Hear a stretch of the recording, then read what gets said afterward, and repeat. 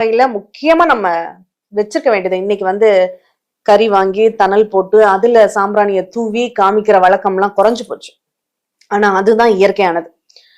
நாட்டு மருந்து கடைகள்லயே ஹோம சமித்து அப்படிங்கிறது நமக்கு கிடைக்கும். அந்த ஹோம சமித்துவை வாங்கி அதை குச்சியா 2ஆ கட் பண்ணி உடைச்சு கூட அதுல போடுங்க. போட்டு அதுல கற்பூரத்தை பத்த வச்சீங்கன்னா, ஹோமத்துல எப்படி நெருப்பு சீக்கிரம் எரியுது அந்த மாதிரி அந்த கற்பூரம் அந்த ஹோம சமித்துல சீக்கிரம் தணலாயிடும். அந்த தணல்ல நீங்க சாம்பிராணி போடுங்க. கடையில விற்கக்கூடிய சாம்பிராணியை வாங்கினாலும் அது கூட நீங்க என்ன சேர்த்துக்கணும் அப்படின்னா, மருதாணி விதைகள். இந்த மருதாணிக்கு வீட்டுல நேர்மறை சக்தியை கொடுக்கக்கூடிய ஆற்றல் அதிகம், திருஷ்டியை போக்கக்கூடிய ஆற்றல் அதிகம். மருதாணி விதை, துளசி விதைகள்.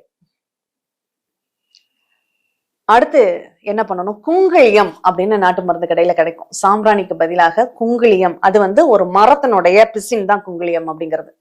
அந்த குங்கிலியத்தை போட்டு, எதிரிகளினுடைய தாக்கம் இருக்குன்னா அந்த எதிரிகள் தாக்கத்தை ஒழிப்பதற்கு வெண்கடுகு, இந்த பொருட்களை சேர்த்து நீங்க பொடி பண்ணி வச்சுட்டு, அதோட கொஞ்சம் வாசனைக்காக நம்ம தசாங்கம்னு ஒரு பவுடர் இருக்கும், அந்த தசாங்கத்தை அதுல ஆட் பண்ணி அதோட ஜவ்வாதை கொஞ்சம் மிக்ஸ் பண்ணி அதை நீங்க ரெடி பண்ணி வச்சுக்கிட்டு அந்த சாம்பிராணி புகை போடும்போது அதை தூவுனீங்கன்னா அவ்வளோ மனமாக இருக்கும். அந்த வீடுக்கு ஒரு கோவில் மாதிரி இருக்குங்க.